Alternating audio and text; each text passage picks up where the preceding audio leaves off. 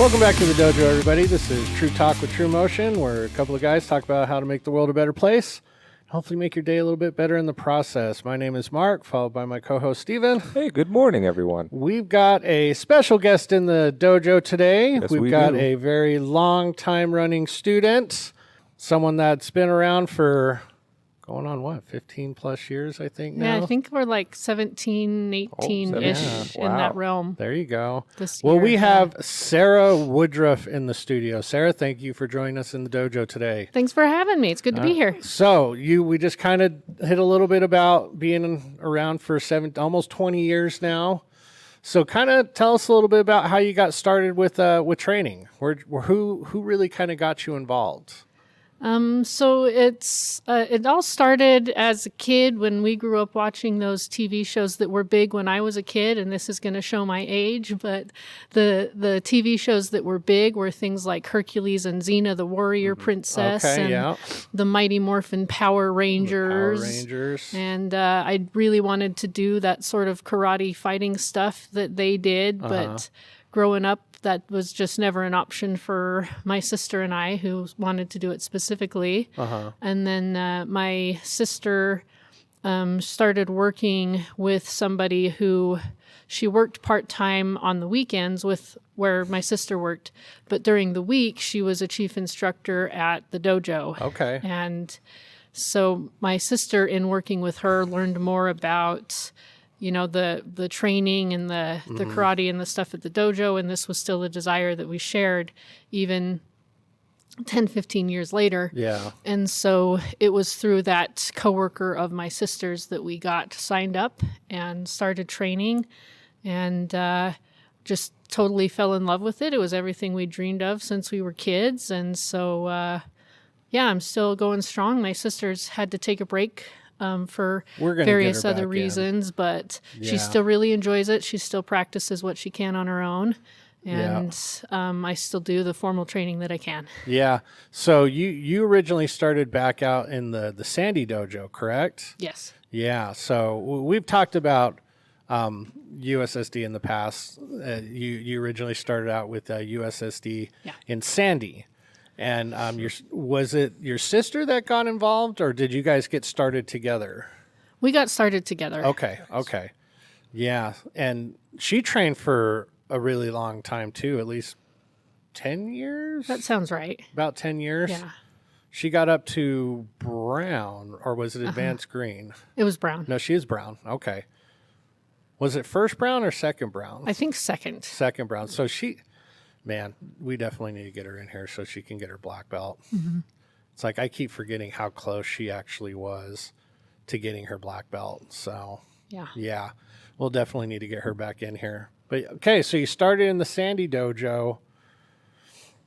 And then I remember this is how we met, because you lived in the neighborhood behind the South Jordan dojo, the old South Jordan dojo. Yes. And I remember you and your sister and like one other person kept coming in and just kind of like talking and like, asking about classes, because unfortunately the Sandy dojo had a huge turnover with instructors where I think at one time in 1 year they had 10, 11 different instructors.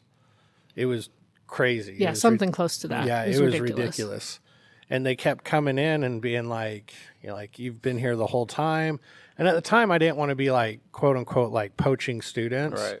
And Sandy was struggling a little bit. And it's like, no, they need to keep these students, this and that. And I just remember one day going up to Russell, who was in charge of Utah at the time. And I go, hey, sir, like these students live right behind me. And they keep coming to me and talking about the issues with Sandy. I don't want to like tell them to come over and sign up, but I do want to tell them to just transfer over. What should I do? And he goes, well, if they keep coming into you and they like training there, just tell them to transfer. And I was like, okay. So I feel like I got his blessing to do that. And then the next time you guys came on over, I was like, just transfer here. So, and then you did. And I think what was it like 09 or was it an 08? I think it was 09. Well, yeah, because I think I had been open for about a year at that point, and then you guys transferred over in 09. And like you just said, you've been going strong ever since. And, the other one fell off the wagon, but that's all right. We'll get her back on and we'll get her to her black belt. So, Yep. All right. It's still her passion. So, Oh, yeah. and she still practices what stuff that she remembers, Yeah. and she does stuff on her own and tries to incorporate weapons with it at home, just in her home workouts. So Okay. she never lost the passion. Oh, yeah. She just wasn't able to afford it monetarily for a while, and now there's other life factors. Yeah, she was going to school, and Yeah. she was like looking at a career change. So a lot of stuff started happening with her. Yeah, so that makes total sense. But yeah, I'm gonna start pestering her. I'll have to grab your number from you Yeah. before you leave. Yeah. Because I don't think I have the same number she has anymore. And I'm gonna start bothering her. Be like, you need to get back in the dojo, like now. So, but cool.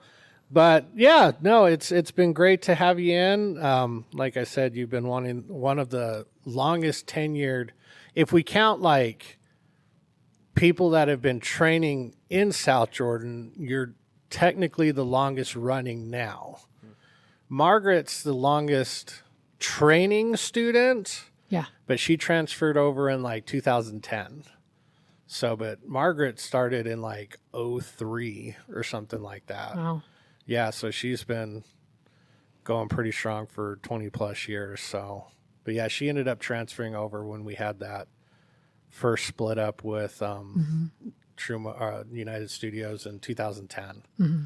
Yeah, she transferred over then. So, but yeah, longest tenured student. We're gonna just keep racking those numbers up. So that's good, very good. Well, let's move it along with this week's Liam's Facts. All right. So last week's question, let's see if I'll ask it and let's see if you know it before I give the answer. Okay. Was, what is the only U.S. president to be awarded an invention patent? I had no idea until they told me the answer. This was a really good question. Yeah. Did Kyle submit this? Yes, Liam's dad actually submitted this question. So, and it even stumped the great Master Hong. He's like, I don't know what the answer is for this one. So I was like, dang, this must have been a good question. Yeah, very good question. But the answer is Abraham Lincoln. Oh. Abraham Lincoln is the only U.S. president to be awarded an invention patent. It was for some sort of boat too. Interesting. Oh. Yeah, it was he rigged some sort of patent for a boat. Okay. Yeah, I can't remember. It was this like short that he sent me. Yeah. I'll have to look at it again. But this week's question is, in what country did the first Starbucks open outside of North America? Oh, man. Wow. So Okay. if you know the answer, don't speak it out loud. You can tell me afterwards, but we'll see if anybody else can know what this is.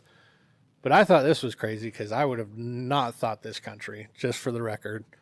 So again, the question is, in what country did the first Starbucks open outside of North America? If you know the answer, make sure you email it to us at trutalktuesdays or leave a comment, and we'll see if you're right. But Very moving cool. along to our word from our sponsor. Ninjas in the house. You check it, Dojo Vibes, got something to share. TRUMOTION merch shop, got that ninja flair. Shirts and hoodies, slick like Bruce Lee. Karate thread sharp like a kick to the knee. Custom names and colors like a lightsaber's glow. You're the Jedi, watch how your style gon' flow. Scan that code, jump in, it's time to score. With gear so fresh, you'll be wanting more.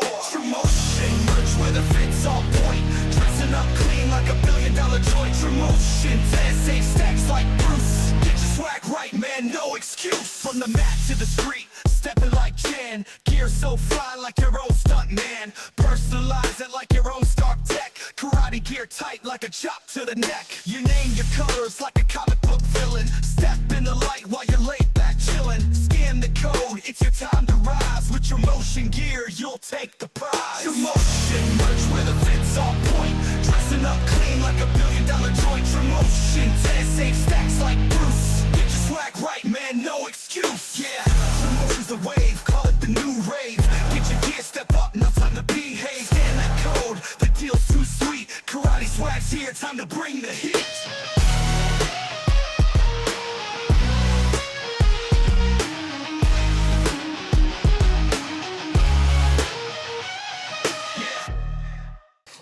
Thank you, sponsor. Now, our famous top 5. This week's top 5, we geared it specifically for our guest because she's a huge metal fan, not the big wind turbine metal fan. Oh, yeah. Yeah, the doo-doo-ch. But big time heavy metal rock band fan. Yep. So I'm interested to hear your list because you've got a lot of like European bands as well, probably ones that I've never heard of, and all the ones you've introduced me to have been pretty damn good. So I'm interested to see what's on your top 5, or I should say, what is your list? You could have your honorable mentions as well. So who you got? All right. I do have some honorable mentions here. So in thinking of metal, we went with, heavy metal, but there's so many subgenres within there. We were There's talking about that. There's like the female-fronted metal, there's symphonic metal, there's Viking metal, pirate metal, dwarf metal. There's so many different subgenres, Christian metal. But since we tried to think about heavy metal bands, I tried to come up with bands that are they have the more kind of, they call them harsh vocals with the more growling, raspy, harsh kind of vocals to them. So I tried to stick with bands like that. Okay. But if we're going to talk about metal, and I did mention female-fronted metal, you got to throw it out to Evanescence and Within Temptation. Because Evanescence kind of started the whole female-fronted metal thing. Yeah. Before then, it was really weird for women to be in rock bands. And in fact, I think one of the issues she had when Evanescence was getting signed was they came up with their debut album, and the record label they were trying to sign with said, we'll only do this if you get a different singer or you have a male singer singing with you. Wow. And they held true to, no, this is our music. This is the way we want to do it. And so they left. Okay. And they were like, well, there goes our dream down the drain. But apparently the label called them back and was like, if you can change one of your songs so that you have a male singer singing with you in one of your songs, then we'll release the rest of the album as is. Was that the... And that's Bring Me to Life. Okay. So when they perform it live, it's just Amy Lee singing. And it's cool because you get the audience participation too, because they kind of sing whoever the guy's part was. The male vocals. So you got to throw that out to Evanescence for holding true and for kind of starting this whole getting women involved in metal thing. And then Within Temptation kind of did the same thing just in Europe. Okay. They're very similar to the Evanescence sound, female-fronted metal. So you got to give them those honorable mentions for starting it out, for empowering and starting all these bands. I forgot about Evanescence, and I was a huge fan of theirs. I mean, they got great music, and she's got crazy good vocals. Like, I don't think anybody can replicate her sound. Agreed. I know a lot of people have tried, but it's just, she's an amazing vocalist for sure. Agreed. Cool. All right, who else you got? So, sticking with the female-fronted bands that are kind of harsher sounding, we got Hailstorm. Hailstorm, okay. So that's, again, it's female-fronted. Lizzie Hale is the lead singer. She also plays the guitar or the bass. Sorry, I don't know which is which. Yeah. Apologize for that. That's all right. She does play a stringed instrument on stage and go. does kind of some harsher kind of stuff. Love me some Hailstorm. They've got some good ballads as well. And then, so there's number one. Now we're going over into, I guess this is more heavy metal. I don't know if they have another classification, but Sabaton. Again, they're really big in Europe. They do a lot of ballads about war stories. Yeah. They're just big history buffs, and they just like to tell stories. Yeah. And they've got a couple of albums about like World War I, and they've got an album called The Last Stand that's all about last stands where everybody dies but dies with honor. Yeah. That sort of stuff. And having seen them live, it's like a whole bunch of unsupervised children when they're on tour. There you so go. It's so fun to see them live. And the first time I ever saw them live, there was a kid, like a 10-year-old little girl who was watching the show, and she had this sign that was done in crayon and obviously looked like a 10-year-old had made it. But they were going to sing their last song, and she threw it up on stage. And they picked up the sign, and the lead singer picked it up and read it. And, it was very obvious, that a child had written it. And he's like, who wrote this? And so everyone kind of pointed to her because she was on her dad's shoulders for most of their set. And it just said, Sabaton, you are awesome. But they found her, and that she was there for her 10th birthday, celebrating her 10th birthday there at the concert, and they invited her up on stage for the last song. Oh, that's cool. So, like, seeing that kind of stuff makes me want to support them, not just because I like the music, but and not they're just good because I'm people. entertained, but, like, to see they're them good interact people. with the crowd like that. Yeah, Landon told me about Sabaton years ago. Oh, yeah. Yeah, that's why I was like, oh, yeah, I know who they are. Cool. All right, what else you got? Some good ones. So there's Sabaton, and then... So that would be number 2. And then this is the Viking metal, but it's got that harsher sound to it. We've got Battle Beast. Okay. Lead singer is Nora. I don't know how to say her last name. I'm not going to try. I will butcher it. Yeah, we'll just Nora, the lead singer. But they've got a cool sound too, where she's more of an alto, I believe, but Okay. she's got a very powerful voice. Nice. And they've got some really cool uplifting stories and some ones that make you just want to get out and go start swinging axes. Yeah, there you go. So there's your Viking metal, but can be considered heavy metal as well as Battle Beast. Now going into Christian metal, we've got Skillet. Skillet. Love me some Skillet. They've got, again, kind of a harsher kind of a sound. And the singer also plays, I believe it's bass. And the drummer also will sing. She is a female drummer. And she also will sing in some of the songs. And they've got beautiful harmonies and stuff going on in there. Okay. But that one's cool because it's meant to be positive and uplifting as well. It's not just rocking out for the sake of rocking out. It's very, it's got a good positive, like you said, and good message behind it. Yeah. Skillet. I'll have to check them Be out. feeling good about it. Yeah, one of their biggest ones is called Monster. That's one of their Okay. biggest hits. That's a good one. And another one is Hero.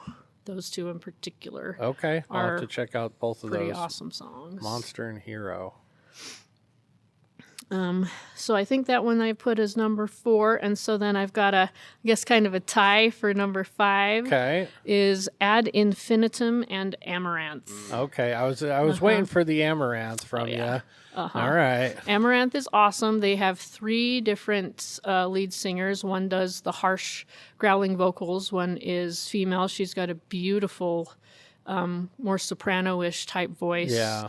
And she's got a voice that can just blend with anything. Okay. She does a lot of collabs too, and her voice just blends beautifully with anybody she is harmonizing and collabing with. Yeah. And then they also have a male singer who's involved in not just that band, but another band as well. So they've got a beautiful variety. Even within one song, you're getting so much variety with the different vocal ranges. But it all comes together really nicely as well. Awesome. And Ad Infinitum, I think, is kind of newer on the scene. Okay. The lead singer for that one is Melissa Bonney, and she does both the harsh vocals and the not harsh vocals. Most of the stuff is, they call them clean vocals, Yeah. but she does do harshes as well. And it's interesting because I played it at work one day. I played just a couple of songs at work, and someone was like, what in the world are we listening to? Did it randomly switch to Linkin Park or something? I'm like, no, that's the same singer. Wow. I was like, no, listen to who's singing right now. And they're like, yeah, it's beautiful. I like that. And then she switched to harshes, and they're like, there, why did it switch to Linkin Park? It's not. That's her. It's the same. That's the same person. Same person. There you go. So, and she's involved in a lot of different projects right now, and I think everything she touches turns to gold. That's it's awesome. just absolutely fabulous. She can do no wrong. That's so cool. All right, that's a really good list.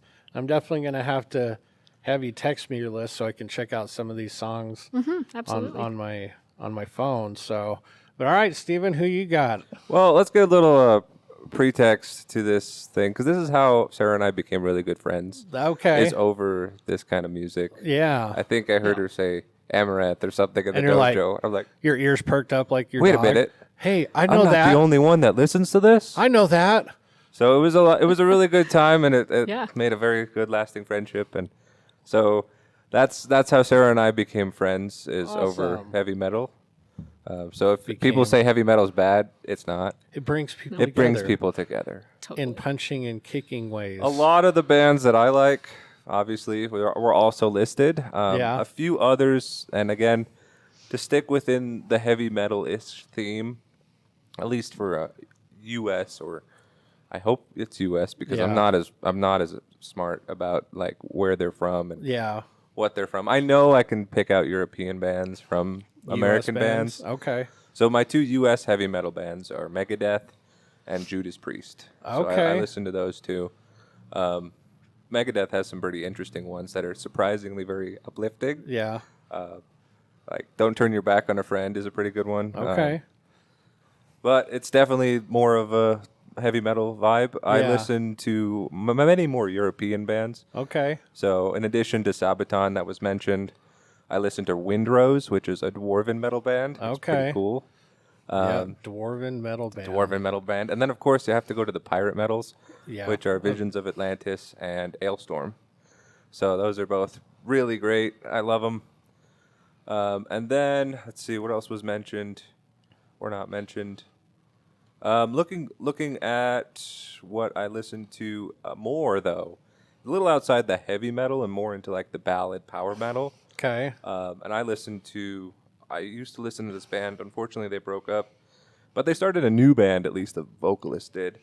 I'm probably butchering the name, but it's Edge Guy.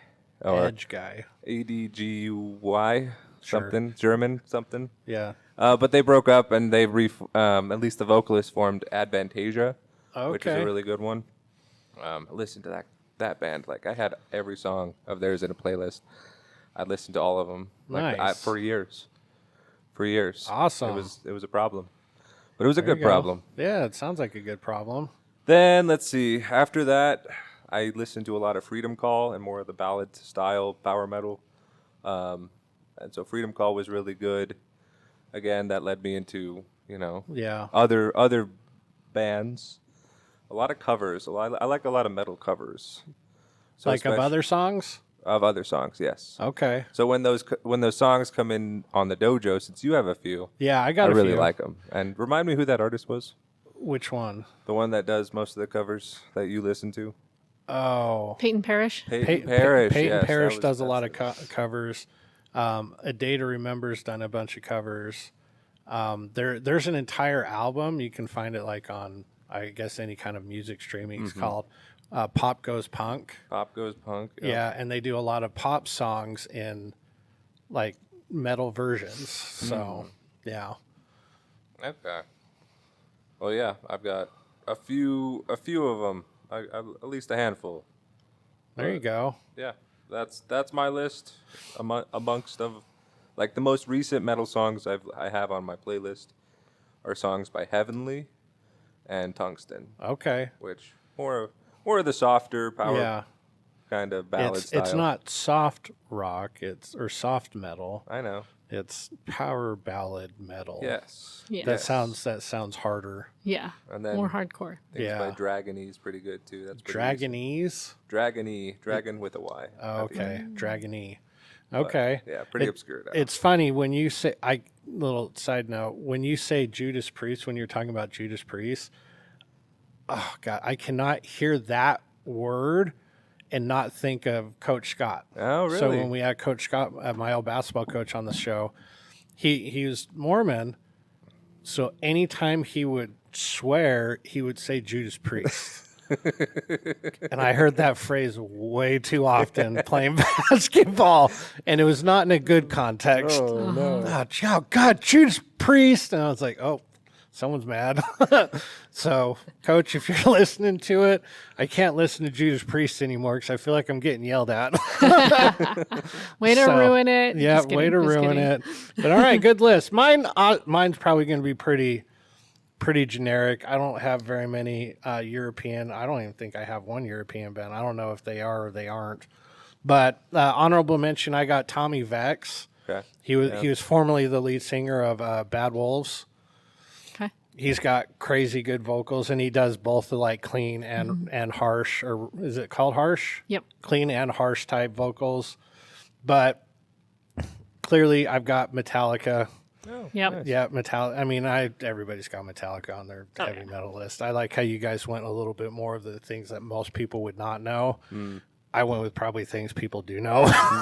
Fair enough. So we got Metallica, Five Finger Death Punch. Yeah. Death Punch, I love them. Yep, they're good too. And it's crazy because I think the lead singer's from the guy who formed it, I think the lead guitarist is from Russia. Oh. So I don't know if they would be didn't know considered that. European. He's either from Russia or he's from like Eastern Europe. So he wasn't allowed to have an instrument. So he made his own guitar and he had to hide it because it would have been confiscated. So, yeah, he's got a really cool story. I might have to look into that. That's awesome. He does an interview on a show called Real AF with Andy Frisella, and they interviewed him and they talk about his upbringing, and it's pretty empowering. So I've got those two. I've got A Day to Remember. I really like them. They've got that mix between like clean and harsh vocals. I Prevail. They're I don't know if they're new or if they're old, but like I've recently become exposed to them, and I think they got great sounds, great music. And then I've got Peyton Parrish as well. I think he's considered more of the like Viking metal, but he's a phenomenal singer as well. He speaking of covers, he has 2 albums strictly all of like Disney songs. So if you've ever wanted to hear a reimagined Disney song, I think it's called The Most Magical Album Ever or whatever, or something like that. But it's all Disney songs done in his metal style. So Sweet. but that's my list. I like all those songs. I like to hear your guys' list. I'm going to have to start checking out some of those. Those sounded awesome. But let us know what your top 5 or your favorite heavy metal band is, and why you like them. So, but moving on to our Ask a Sensei. All right, our Ask a Sensei questions this week. Question number 1: what's the funniest work experience you've had? So, in any kind of work setting, what's been one of the funniest experiences you've ever had? So many fun experiences. Yeah, funny. Funniest. Funny. Well, I guess Funniest for the- experience. I'll just go by job. Okay. 'Cause I've had very memorable ones. Yeah. So, when I was working at Trader Joe's, there was a rat. Okay. I'm not going to give any more details, but there was a creature that obviously was not very sanitary. That was Not supposed to be there. not supposed to be there. Wasn't in the building, Okay. and I had to go. Dispose it? of it. It was alive. Oh, you got it. I had to catch it. You caught it alive? And so I took the floor scraper. This was very it took me back to the caveman days of hunting mammoth, right? So I would sneak up with the floor scraper, and I hit it, and it was done. You killed it? Yeah. Oh, you And I was savage. I was a savage. I was the only one. he I kill. bring back the meat I today. bring food. You know. That I won't eat because dirty. Yeah. Thankfully, I disposed of it sanitarily and washed my hands a There you couple go. times. And Okay, we so go. you're a rodent killer. yes, there was quite a few moments, but that one stood out just because it's just so absurd. Yeah.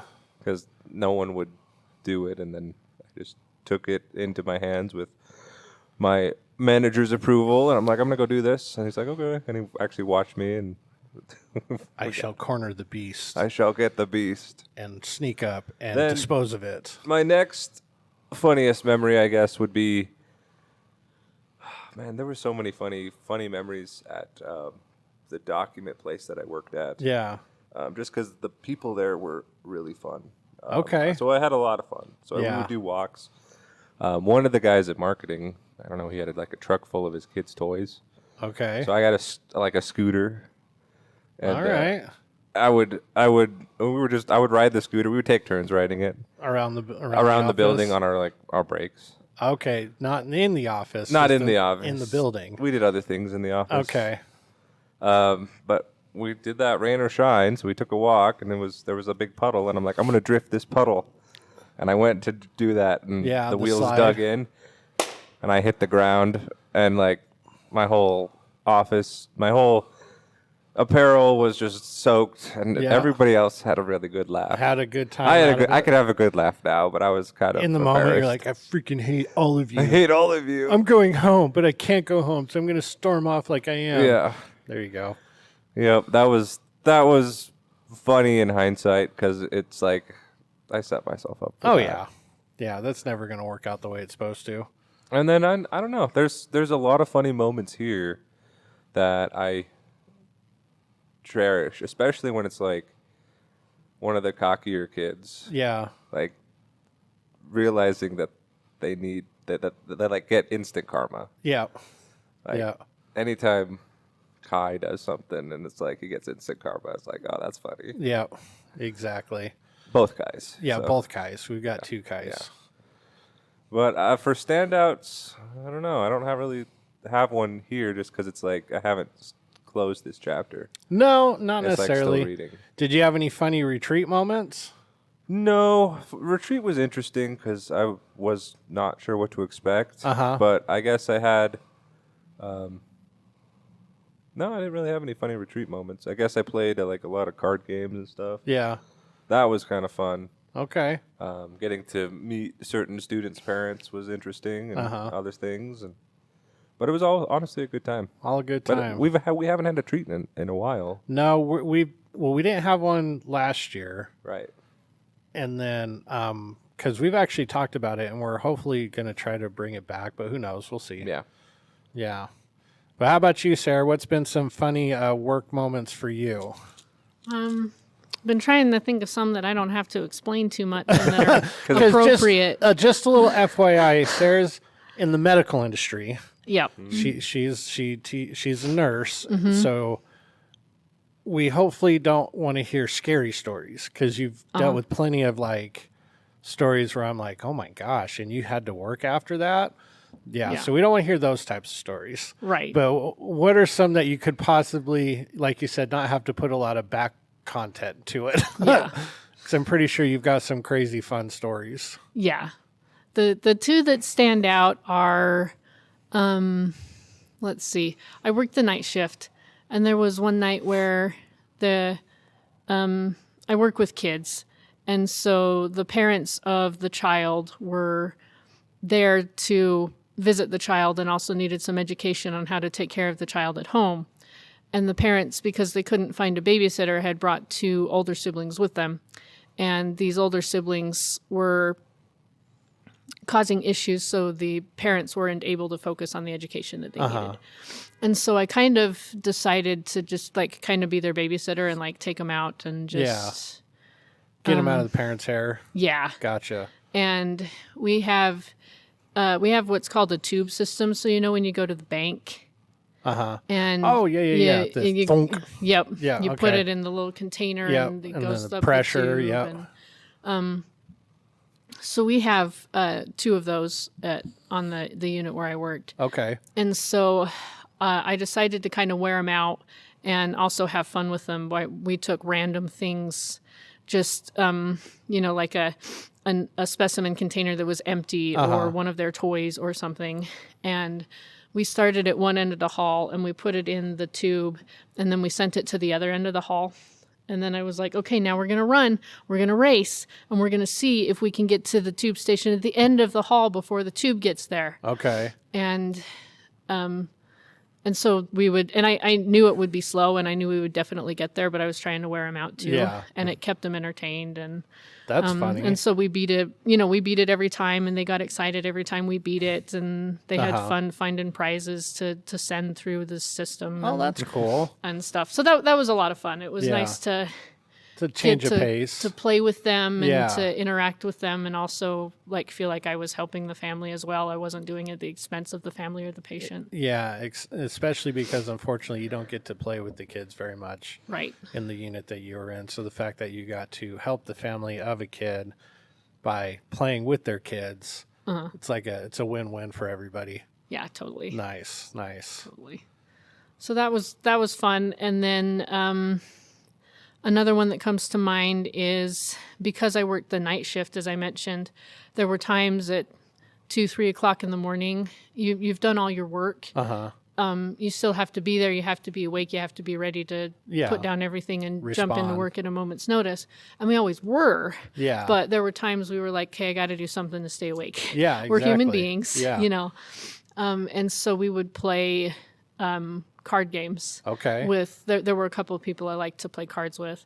And there was one night I was playing Uno with a buddy of mine.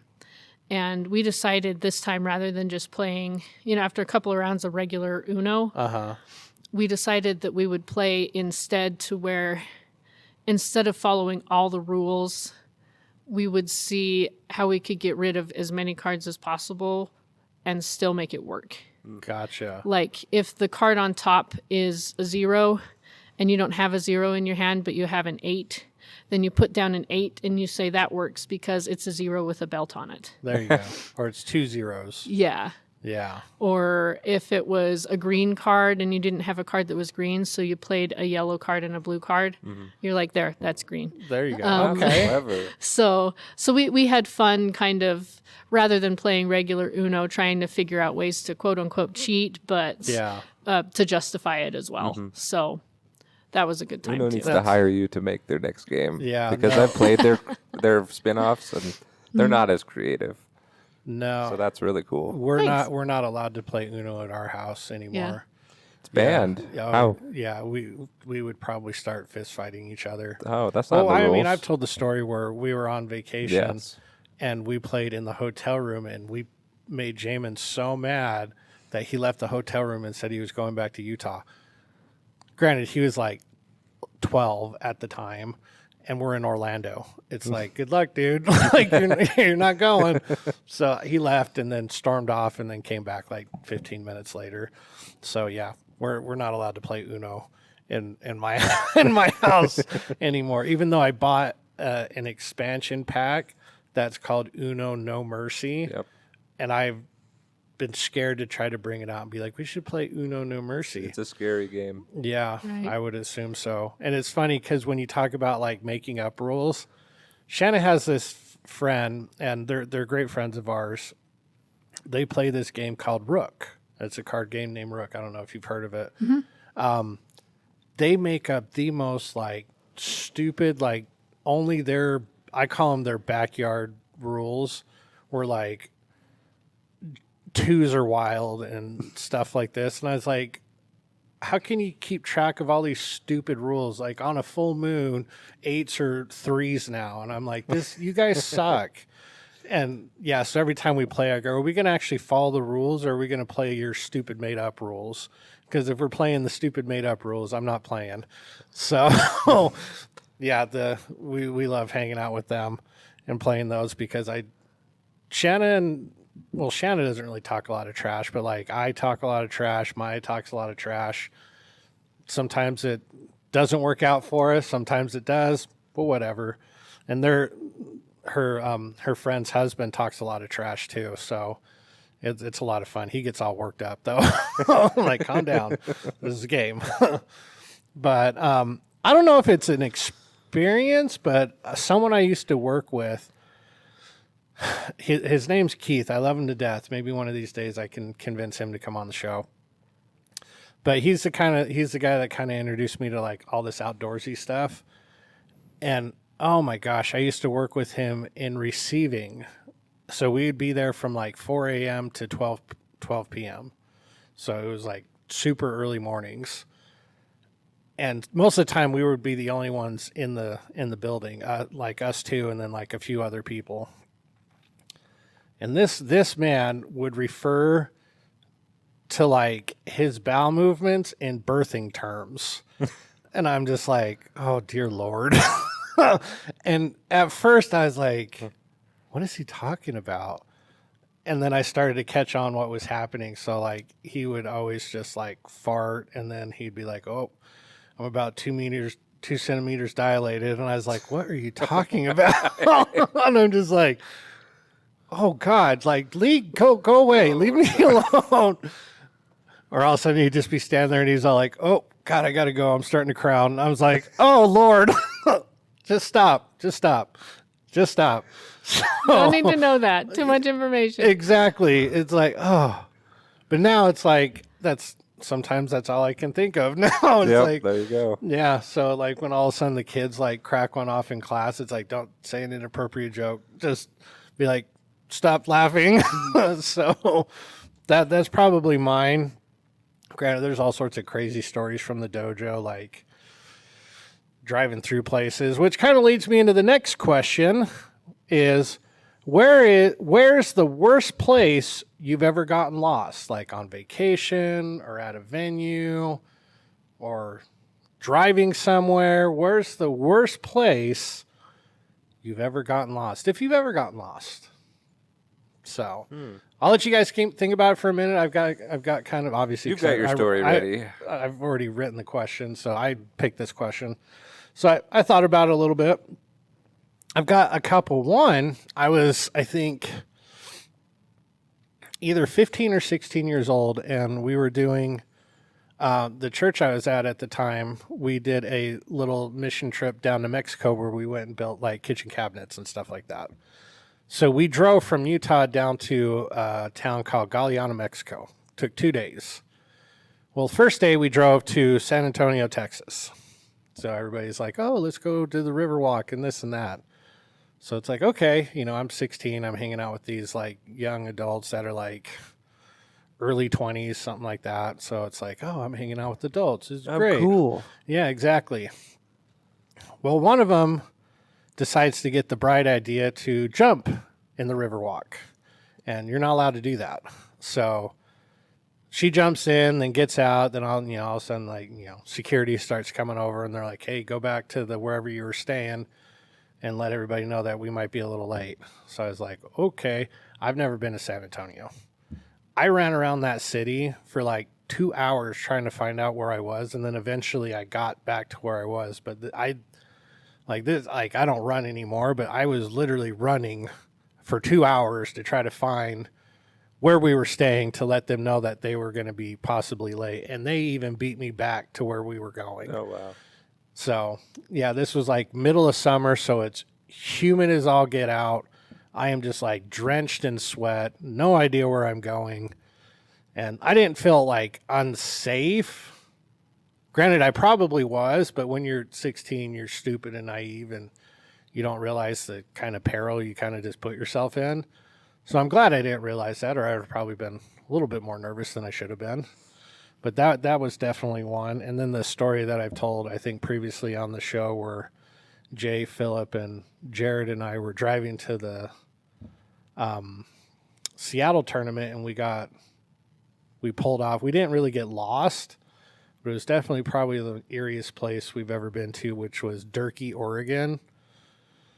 I hate that place. So, yeah, that was always definitely a sketchy part that I feel like I've ever been. But like we've been to places like, Mexico and, the Grand Caymans and Jamaica, and like we've never gotten lost, or I've never really felt unsafe there. So, but places I probably felt the least safe, I don't know. Again, there's probably places that I have been that have been unsafe. I've just never really looked at it that way.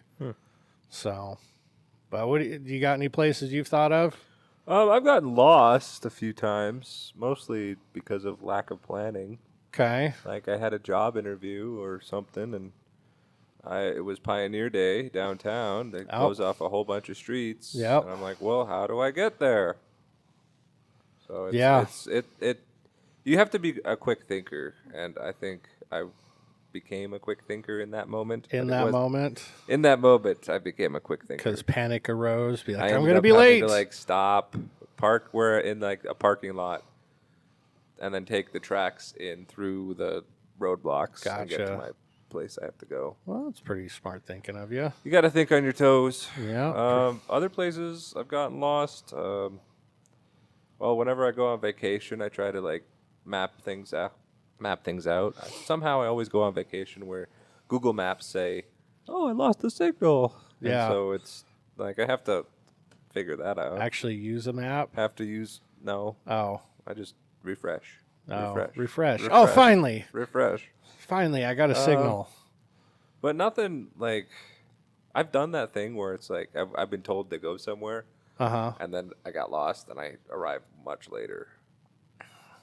So it was an interesting times like that, but the details of it kind of evade me. Are because fuzzy? I don't Yeah. care in the end at times. But Gotcha. I think the biggest one that I had was the Pioneer Day Parade. Okay. Because it literally was like, oh, I need to get there for this job interview. Yeah.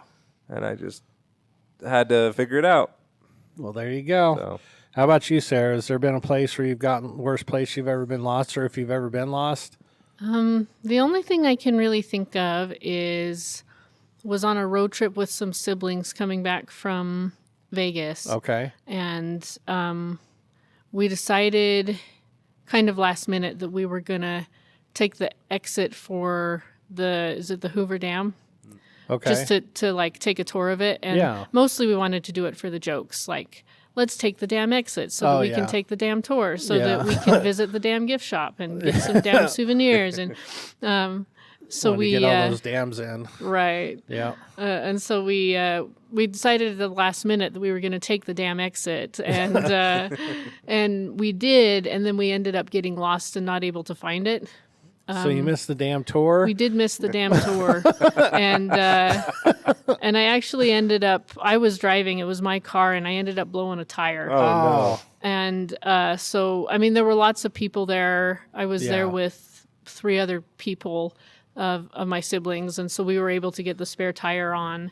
And I remember thinking, I'm really glad that the tire blew here where nobody's around and the speed limit's 50 rather than being on the freeway where the speed limit's 80 and surrounded by people. Yeah, that would have been a lot worse. You know, you're not supposed to drive. There's that 50-50 rule with the spare. You don't want to go over 50 miles an hour and don't want to go more than 50 miles on the spare.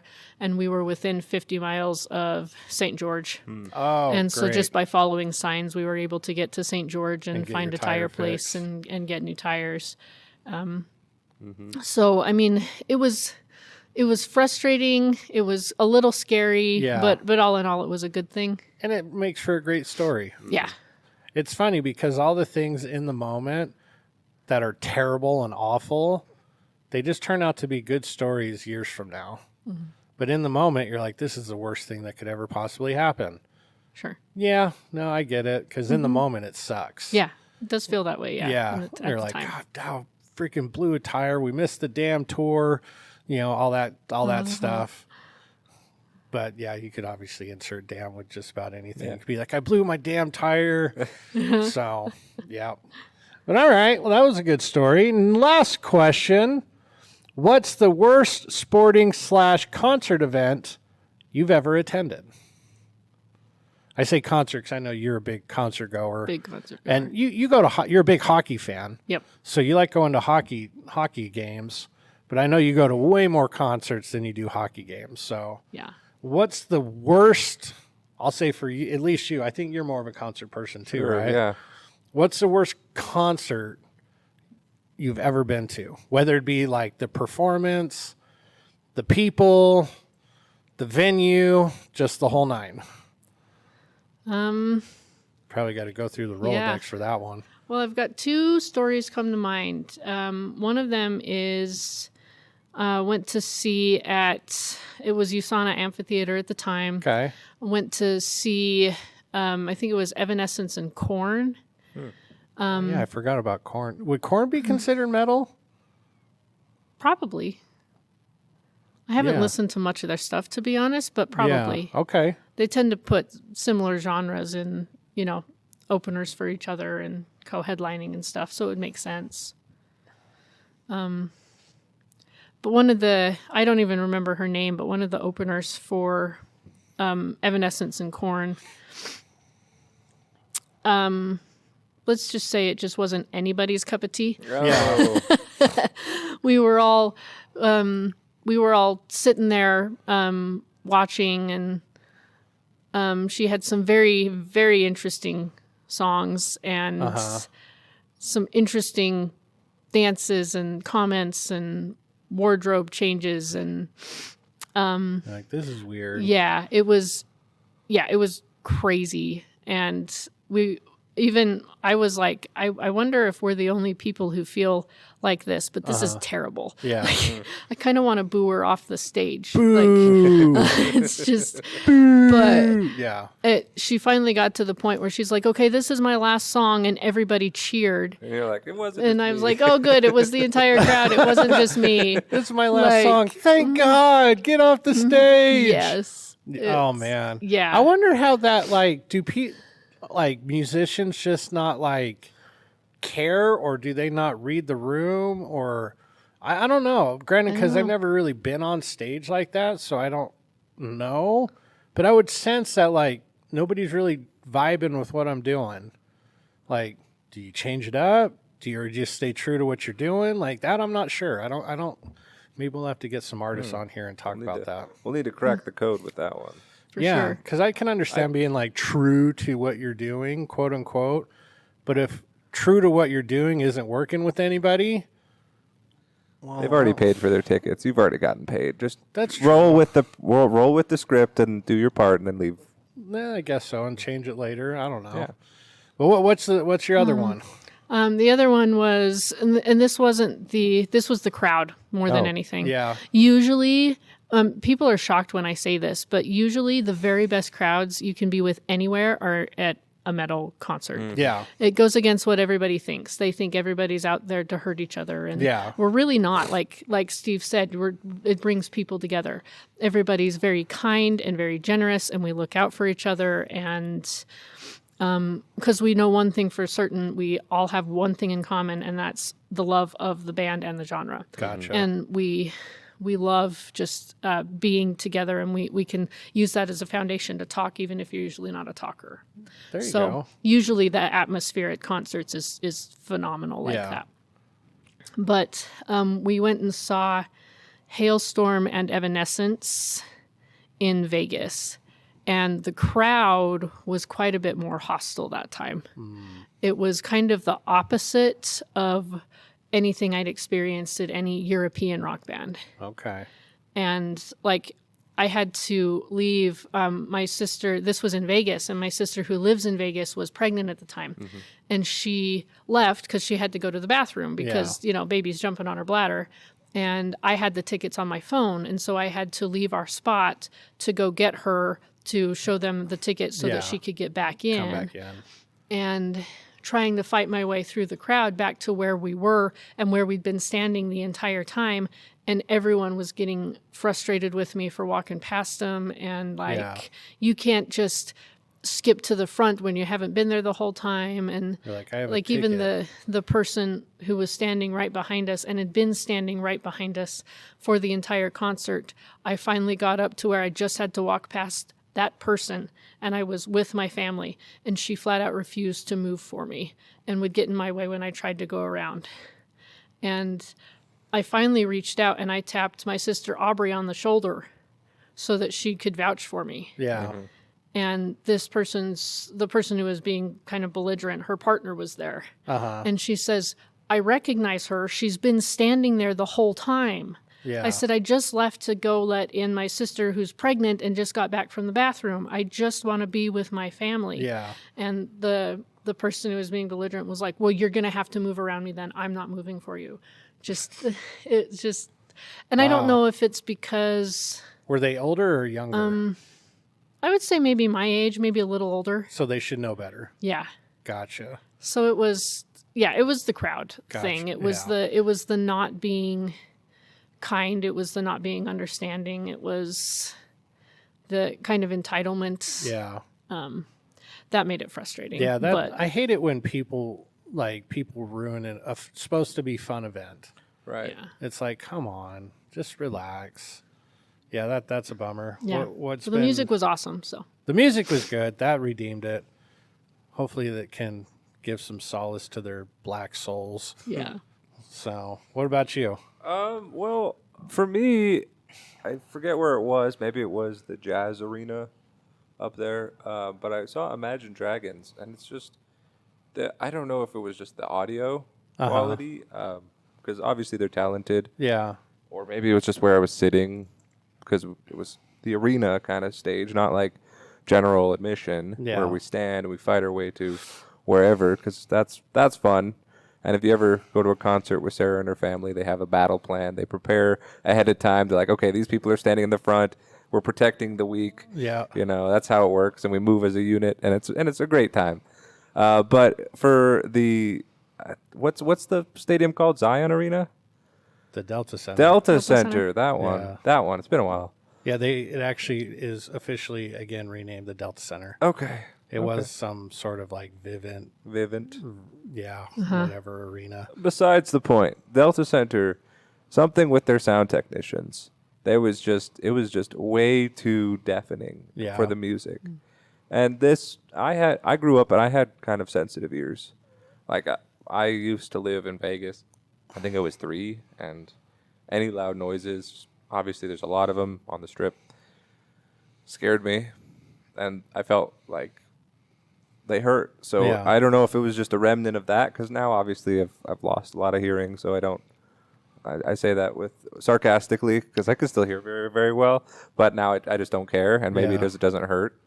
But I was in my early teens, I think, and I went to the Delta Center for this Imagine Dragons concert, and it's just like it was just so echoey and deafening, and I Yeah. couldn't hear anything. So I'm like, I hate it when that happens. When you go to an event and you're trying to hear things and it's so distorted. the reverberations Yeah. are just like making it so you hear one thing and then you hear the other part, and it's like Yeah, you trying to can't- get the whole picture here. Yeah, that stinks. But otherwise, like, I've had a lot of good experiences in concerts. Yeah. But obviously that wasn't the question. Yeah. So yeah. No, I mean it's always good to have I have far more A lot better more good experiences than negative ones, which is always good. But it's interesting to hear like what causes a bad experience. Is it the sound? Is it the people? Is it the venue? Right. You know, whatever. And it's always interesting what constitute a bad experience. So Everyone has different things that they're looking for. yeah, exactly. And it took everything in my being when you're talking about hearing not to just be like, what? What? And it's like that was my dad coming out and Yeah. because he's got bad hearing. And we're like, Dad, you need to get your ears checked. What? I'm like, oh, shut up. Like, hey. It was like not funny anymore. Right. So I would probably say mine would be the crowd at the the State Farm Arena down in Arizona. Oh, for the Football Cardinals game. Eagles game. Yeah, when we went down to the Cardinals Eagles game about 2 or 3 years ago, that was the worst crowd we've ever been around. Even though when you're an opposing team, like you always expect a little bit of like harassment, which I mean, I don't mind that at all. But it was like very aggressive. So I It's mean, the heat. It's getting to them. it must be. And it was a close game, and the home team lost. You know, the Eagles won. So they're already been out of shape anyways because their team lost because they suck. And a fight broke out right next to us between 2 women, and then the 2 men associated with the women started fighting. And then it just kind of like trickled down the aisle. And I mean, I thought it was fascinating. I was watching, and then Shanna's like, we need to leave now. And I was like, but it's just getting good. I want to watch. And I saw a lot of things I would never have thought I would see in a fight, that it's like nobody would ever do that. And they were doing that all over the place, like reaching out and grabbing somebody with a fully extended arm and grabbing their like shirt to try to punch them. I'm like, I didn't think I'd ever see that ever. But it happened like 3 or 4 times. So I was like, okay. And then as we were leaving, some like 3 or 4 people like got in our face and started shouting at us. And like Shanna's like, she's very confrontational, but she was like just like holding on to my arm, just being like, we need to get out of here right now. And I was like, The visiting team may have won, but the home fans, you know, there's Yeah. fewer refs to watch them. exactly. So, but yeah, no. And like I could expect harassment, especially if you're talking trash. Oh, yeah. Like, yeah, it's like, dude, if you're talking trash, you better expect people to talk back, especially if you're the visiting team. Like when we went down to LA and Maya was just talking trash all game and people started flipping her out and cussing at her and this and that. It's like, okay, I expect that because she was talking trash and their team was losing. So, and she's the one, she doesn't like cuss at people. She's that like annoying, like you mess up and she lets you know you messed up. And then she constantly reminds you that you messed up. So like one of their players fumbled the ball and she just started laughing like that, like pointing the finger at him and laughing. And she called him Butterfingers the rest of the game. And anytime they handed it to him, they're like, oh, give it to Butterfingers. He'll give it right back. And then all the Eagles fans were laughing at her and all the Rams fans were like glaring at her. She even got a couple that was sitting in front of us to move. Wow. Because they didn't want to listen to her talk anymore.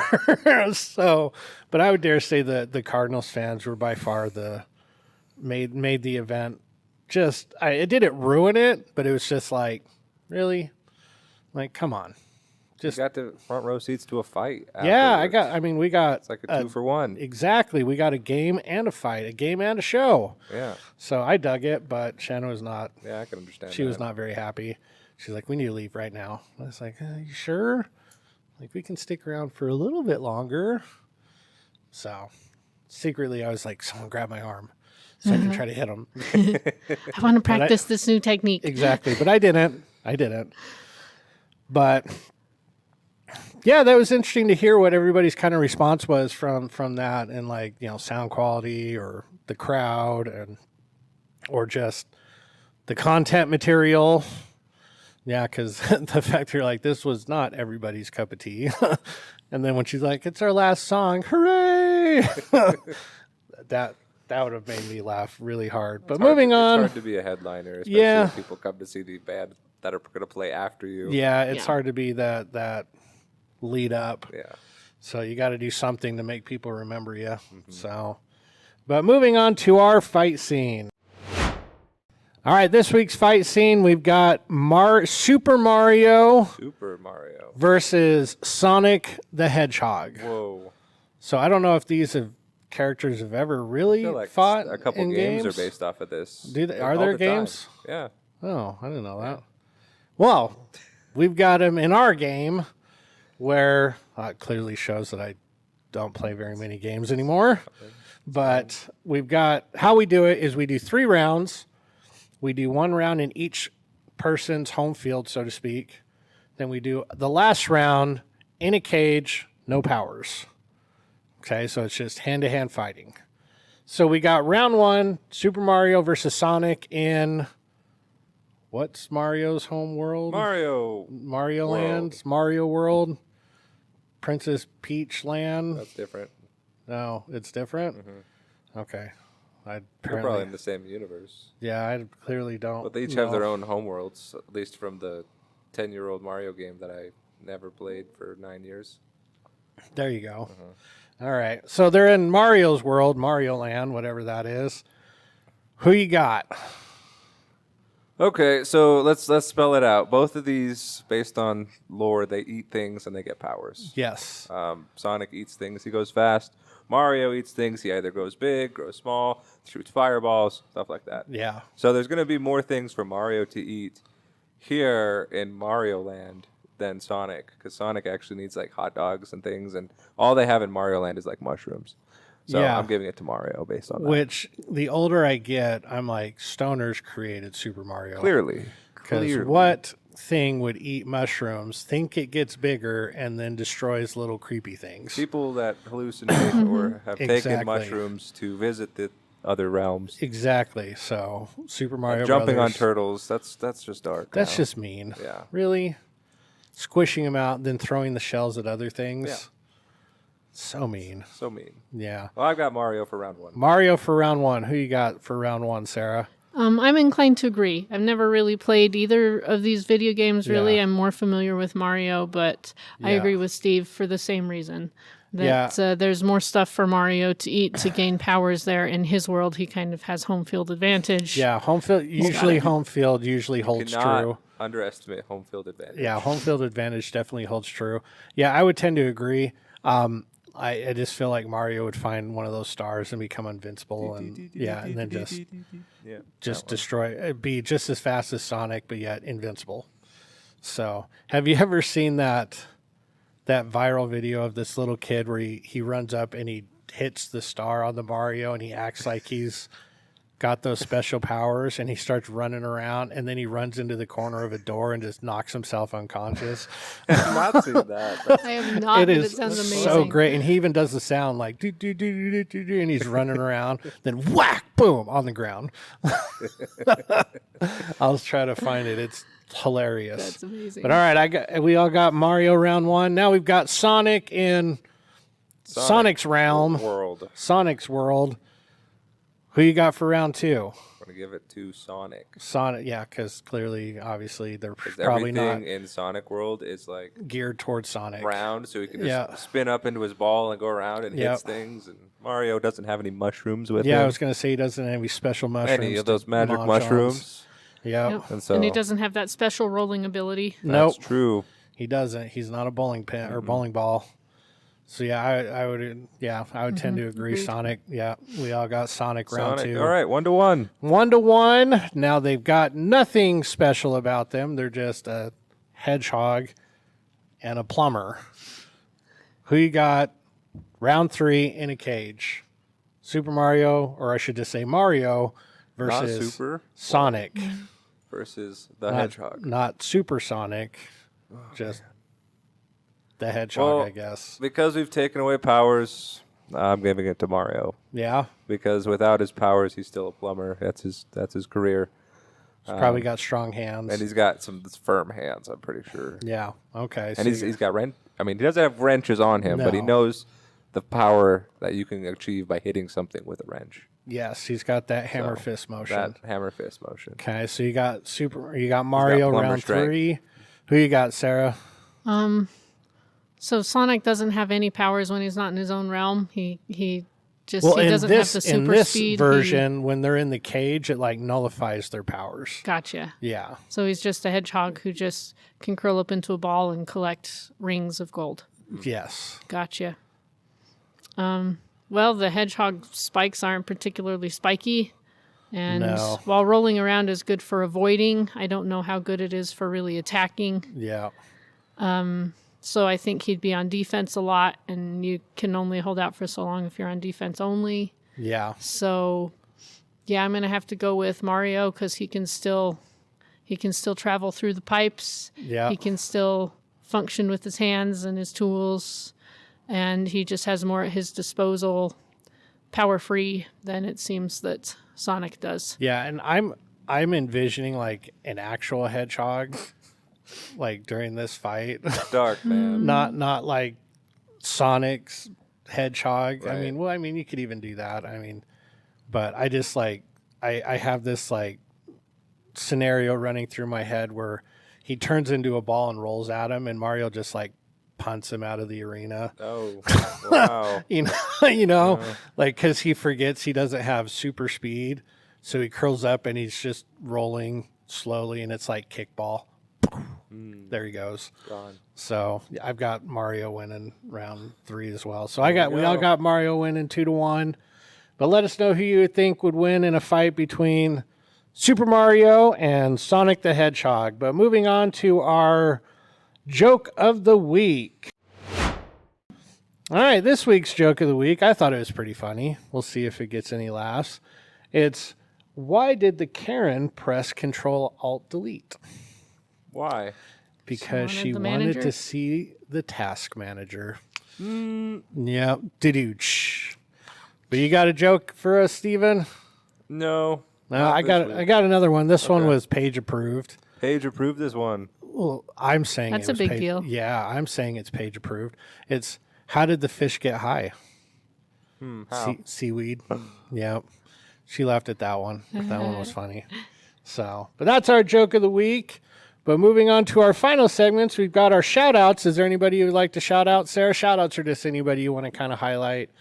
Be like, hey, I appreciate this person, or I appreciate that person. Organization, yeah, whatever you want. So Cool. I would personally like to shout out you for taking the time to come out on the show.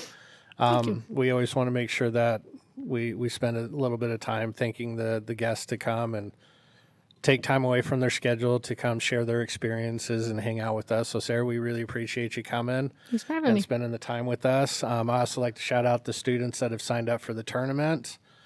Starting to make some big headway moving on that. We've got tournament in a little over a month away. So that should be a lot of fun. So that'll be a good experience. Anybody you'd like to shout out, Stephen? We're going to shout out Sarah as well. Yeah. So good to see her. Good for her to take time out of her busy schedule to come deal with us plebeians. Yeah, deal with the shenanigans that yeah, we have a lot of fun on the show. We try to. I also echo the students that have signed up. It's a big impact to see just the shirts on the mirror that we're setting up this year. Yeah, absolutely.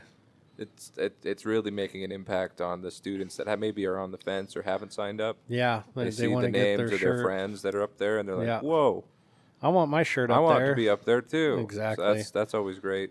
Yeah. Also, shout out to my folks. Their goat that was being resistant and gave birth this week.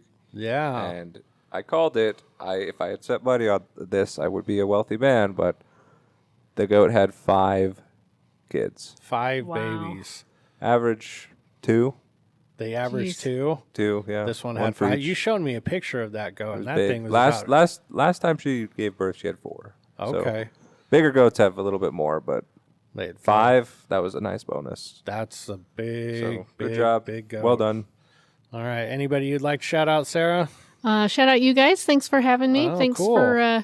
for bringing me out and for helping me do something fun instead Yeah. of running around in the day-to-day grind. Absolutely. And shout out to everyone here at the dojo that's still training and still helping to build better people. Absolutely. Yep. And shout out to our military and first responders out there Yeah. putting their lives on the line for strangers. Absolutely. What yeah. you do is seen and noted and appreciated, Yeah. and I thank you. That is Absolutely. a great one. I fully agree with everything you just said. So, but final thoughts is we always try to leave everybody with just that trying to make everybody's day better as best we can, or leave people feeling better, making a positive impact in someone else's life on a day-to-day basis. That's something that we've always tried to echo on the show, because we always come in contact with people, and then sometimes we just kind of just put our head down, or we look in our phone and we don't try to observe the people around us. Right now, everything's very polarizing, and it's just like, well, doesn't matter. We're all human beings, and if we can make a good impact on them in a positive way, that hopefully creates a little trickle effect. So you could touch somebody in a positive way by making a connection with somebody today. Then that person makes a connection with someone else, and makes a connection with someone else, so on and so forth. It's kind of like that movie. Have you ever heard of the movie called Pay It Forward? Yeah. Yeah, with the Haley Joel, the I See Dead People kid. Yep. Yeah, that was a great movie. It talked about doing 3 impactful things for 3 people, and instead of them paying you back, so to speak, they say pay it forward, so you do 3 things for 3 other people. So if you make a positive impact on 3 people, and they make a positive impact on 3 people, the next thing you know, you personally have made an impact on millions of people. So it's the little things, and that's where it's like everybody's like, I don't know how to make a better change. Well, it starts with you. Make a better change in yourself, and then make one better change or impact in someone else. Then when you do that, the possibilities are endless. So make a positive impact on somebody. Tell them hello. Tell them thank you. And be a good friend. Be a good person. Help build better people. And we will kick it with you next week, everybody. Thanks for joining us. Kick it with us next week. Goodbye, everyone.